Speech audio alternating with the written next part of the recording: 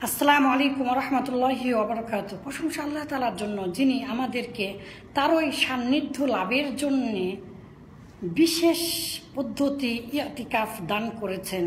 আলহামদুলিল্লাহ।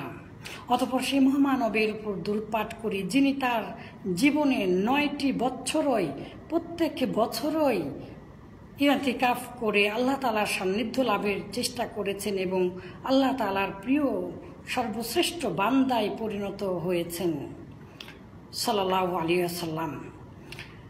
যেই পদ্ধতি আল্লাহ তাআলা সবচাইতে নিকটবর্তী হওয়া যায়, যে পদ্ধতিতে দুনিয়া বিমুখতা সাময়িকের জন্য এবং আল্লাহ তাআলার ওই শুধু প্রেমে পাগল পারা হয়ে যাওয়া যে পদ্ধতির নাম, তা হচ্ছে নিজেকে মসজিদের মধ্যে বন্দী করে আল্লাহ তাআলার সান্নিধ্য লাভের চেষ্টা করা।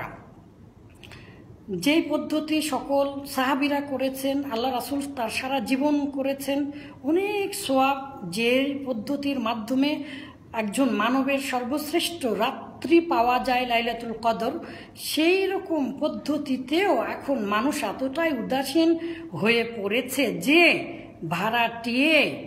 ভাড়াটিয়ে অথবা টাকা পয়সা দিয়ে মানুষ মসজিদে ইতিকাফে রাখতে হয়।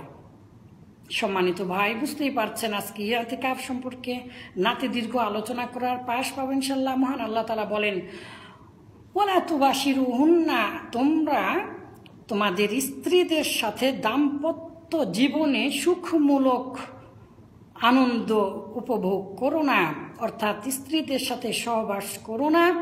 ওয়ান্তুম, আর এমন্ত অবস্থায় আকিফুনা, তোমরা মসজিদে ইতিকাফকারী ফিল মসজিদে ইতিকাফ ফিল মাসাজিদ, মসজিদে ইতিকাফকারী। ওয়ালা তুবাশিরুহুন্না ওয়ান্তুম আকিফুনা ফিল মাসাজিদ, আর মসজিদে ইতিকাফরত অবস্থায় তোমরা স্ত্রীদের সাথে সঙ্গম করো না। এখানে ইতিকাফের কথা পাওয়া গেল কোরআনে। সূরা বাকারার মধ্যে আরও বলেছেন, ইব্রাহিম আলাইহিস সালাম ও ইসমাইল আলাইহিস সালাম থেকে ওয়াদা নিয়েছেন যে তাহিরু বাইতি লিত-তাইফিনা ওয়াল আকিফিনা ওয়া রুকআইস সুজুদ, যে তোমরা দুজন এই ঘর পবিত্র রাখবে, অর্থাৎ মসজিদ প্রস্তুত করবে লিত-তাইফিনা জিয়ারতকারীদের জন্য, ওয়াল আকিফিনা ইতিকাফকারীদের জন্য, ওয়া রুকআইস সুজুদ এবং সালাত আদায়কারীদের জন্য। সম্মানিত ভাই, আজ ইতিকাফ সম্পর্কে সরাসরি কোরআন এবং হাদিস থেকে আলোচনা করার পরে আপনাদেরকে দেখাবো যে ইবাদতটি সকলের জীবনে সর্বশ্রেষ্ঠ, সহজভাবে আল্লাহ তাআলার সান্নিধ্য লাভ করা যায় যেই ইবাদতে, সেই ইবাদতটি আজ মানুষ কিভাবে আমাদের সমাজে থেকে চলে যাচ্ছে এবং তার বিকল্প হিসাবে মানুষ কি বানিয়েছে। চলুন সরাসরি হাদিস হতে। আন আয়েশা রাদিয়াল্লাহু তাআলা আনহা ক্বালাত, আয়েশা হতে বর্ণিত তিনি বলেন যে কানা নবী সাল্লাল্লাহু আলাইহি ওয়াসাল্লাম ইয়াতাকিফুল আশরাল আওয়াখিরা, যে আল্লাহ রাসূল ইতিকাফ করতেন রমাজানের শেষ দশকে, হাত্তা কবদাহুল্লাহু তাআলা, যে আল্লাহ তাআলা তাকে উঠিয়ে নেওয়ার পূর্বে, অর্থাৎ মৃত্যু আসার পূর্ব পর্যন্ত। ফি রিওয়ায়াতিন হাত্তা তাওয়াফাহুল্লাহ, যে আল্লাহ তাআলা তাকে মৃত্যু দেওয়া পর্যন্ত, অর্থাৎ মহানবী সাল্লাল্লাহু আলাইহি সাল্লাম মারা যাওয়া পর্যন্ত প্রত্যেক রমাজানেই তিনি ইতিকাফ করতেন। তারপরে সুম্মা ইয়াতাকাফা আজওয়াজুন নবী সাল্লাল্লাহু আলাইহি সাল্লাম মিন বাদিহি, অতঃপর আল্লাহ রাসূলের স্ত্রীরা ইতিকাফ করতেন। হাদিস বুঝতে পারলেন? তাহলে মহিলারা ইতিকাফ করতে পারবে মসজিদে। আল্লাহ রাসূলের স্ত্রীরা, একজন স্ত্রী নয়, অন্য হাদিসে এসেছে স্ত্রীদের মধ্যে প্রতিযোগিতা হয়েছিল। যাই হোক, আল্লাহ রাসূলের স্ত্রীরা আল্লাহ রাসূলের পরে করতেন। ফি রিওয়ায়াতিন ইতিকাফা সাহাবাতু, সাহাবীরা ইতিকাফ করতেন। বুখারী মুসলিমের হাদিস। আন আবি হুরায়রা রাদিয়াল্লাহু আনহু ক্বালা, আবু হুরায়রা হতে বর্ণিত তিনি বলেন, আন্না নবী সাল্লাল্লাহু আলাইহি ওয়াসাল্লাম ইয়াতাকিফু ফি কুল্লি রমাদান, যে আল্লাহ রাসূল প্রত্যেক রমাজানেই ইতিকাফ করতেন। এবং ফালাম্মা কানাল আম, যেই বছরে কবিতা আল্লাহ রাসূলকেও উঠিয়ে নেওয়া হলো, অর্থাৎ আল্লাহ রাসূল যেই বছরে মারা গেলেন সেই বছরে ইতিকাফা 20 ইয়াওমান, যে আল্লাহ রাসূল 20 দিন ইতিকাফ করেছেন। হাদিসটি এসেছে বুখারীতে। এছাড়া অন্যান্য বহু হাদিস সকল গ্রন্থে ইতিকাফের অধ্যায়গুলোতে এসেছে এবং এটা প্রমাণিত হয় যে ইতিকাফ একটি অত্যন্ত গুরুত্বপূর্ণ ইবাদত। উল্লেখ্য যে ইতিকাফ সম্পর্কে অনেক হাদিস এসেছে, জয়ীফ বর্ণনামূলক যেমন ফজিলতমূলক অনেক হাদিস এসেছে, যেমন আল মুতাকিফু ইয়াতাকিফু আনি যুনুব, যে ইতিকাফ করলো সে যেন গুনাহ থেকে পূর্ণাঙ্গ রূপে নিষ্কৃতি পেল।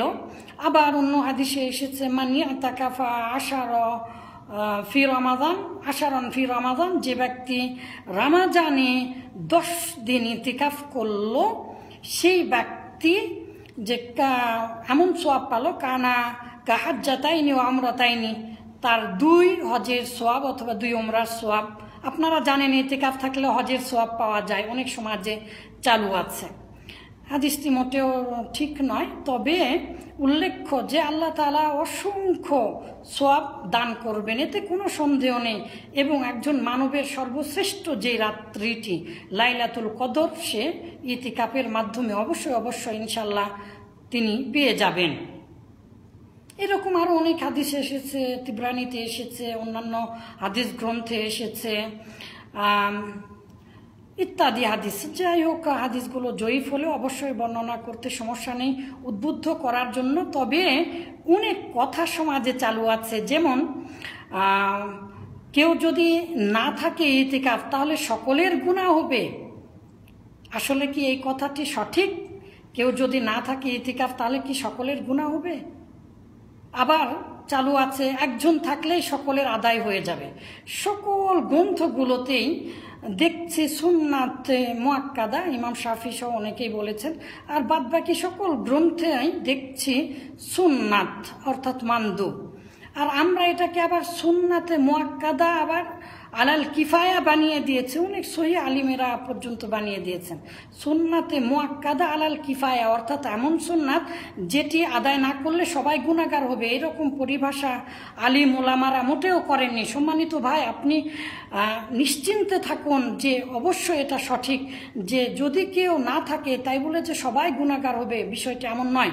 তবে অবশ্যই আপনি আপনার পিতা, আপনি নিজে এবং যে সকল ভাইয়েরা অবসর থাকেন, বিশেষ করে প্রত্যেক বৃদ্ধ এবং বৃদ্ধা যদি পরিবেশ থাকে মসজিদে, তাহলে তাদেরকে আপনি সন্তান হয়ে অবশ্যই পুশিং করে তাদেরকে আপনি মসজিদের মধ্যে ইতিকাফের জন্য রাখবেন।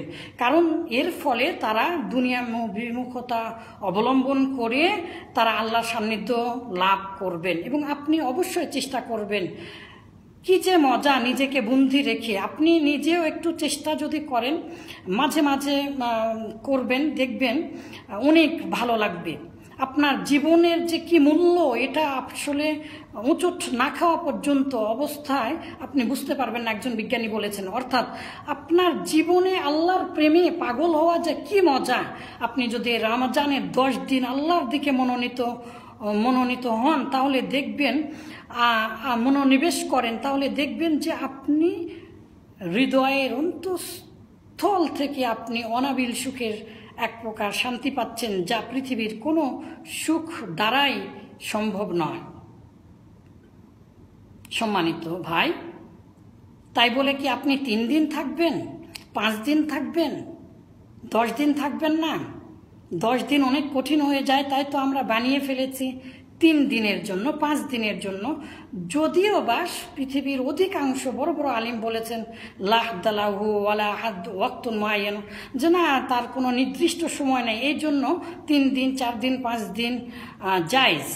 তবে সঠিকভাবে হাদিসের বিস্তারিত হাদিসগুলোর দিকে দেখলে দেখা যায় যে আল্লাহ রাসূল 20 দিন আর 10 দিন ছাড়া করেননি। এই জন্য অনেক আলিমেরা বলেছেন না 3 দিনের 4 দিনের 5 দিনের ইতিকাফ হবে না। যে দলিলগুলো দেওয়া হয়, তবে অনেক দলিল, একটি হাসান হাদিসে এসেছে ফজিলতের মান ইয়াতাকাফা ইয়াওমান লিল্লাহি তাআলা মানে লিওয়াজিহিল্লাহি তাআলা, আল্লাহ তাআলার উদ্দেশ্যে, আল্লাহ তাআলার সন্তুষ্টি যে একদিন ইতিকাফ করে। এই হাদিসটি হাসান সূত্রেও অনেকেই বর্ণনা করেছেন। সুতরাং একদিনের কথা পাওয়া গেল। ইবনু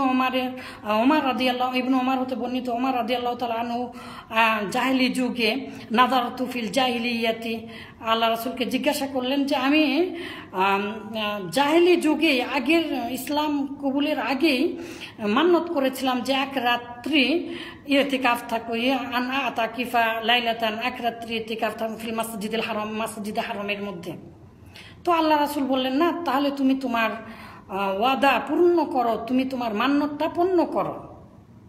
এখানে এক দিনের কথা পাওয়া যাচ্ছে ইত্যাদি হিসাবে কেউ কেউ বলেছেন, অধিকাংশ আলিমেরা বলেছেন জায়েজ। তবে একেবারে অধিক নিকটবর্তী হাদিসগুলো সবগুলো বিশ্লেষণ করলে দেখা যায় যে 10 দিনের কমে হবে না। আল্লাহু আলাম, আল্লাহ তাআলাই ভালো জানেন। যাই হোক, পরিশেষে এইরকম একটি ইবাদত আমাদের সমাজে কেন মানুষ কেউ থাকতে চায় না, ফলে যেহেতু আমরা বানিয়েছি একজন না থাকলে সবাই গুনাহগার হবে আর একজন থাকলে সবার আদায় হয়ে যাবে, তার জন্য আমরা কি করি, ভাড়াটিয়ে মানুষ নেই। যে কেউ থাকতে চায় না তখন টাকা পয়সা দিয়ে, ছোটবেলা থেকে দেখছি বিভিন্ন মসজিদে টাকা পয়সা দিয়ে রাখা হয় গরিব মানুষদেরকে, সকল মাতব্বরেরা মিলে গরিব মানুষকে রাখতে বাধ্য করে এবং তার গরিব মানুষও বেচারা তখন সে কিছু টাকার জন্য থাকে ও তার অন্তর ভালো, গরিবেরা অন্তর ভালোই হয়। যাই হোক, আল্লাহ তাআলা তার অন্তরের খবর জানেন, ভালো নিয়তেই থাকে। কিন্তু আপনি হয়তোবা সেই সময়গুলো চায়ের দোকানে গল্প করে কাটিয়ে দিচ্ছেন। এমনটি করেন না। আপনি আপনার জীবনে একটিবার কি ইতিকাফ করেছেন? অবশ্যই করার চেষ্টা করুন, আর করার পরেই বুঝতে পারবেন ইতিকাফের মাধ্যমে আল্লাহ তাআলার সান্নিধ্য কতটা নিকটবর্তী হওয়া যায়। আল্লাহ তাআলা আমাদের সবাইকে ইতিকাফ করার তৌফিক দান করুন। আসসালামু আলাইকুম ওয়া রাহমাতুল্লাহি ওয়া বারাকাতুহু।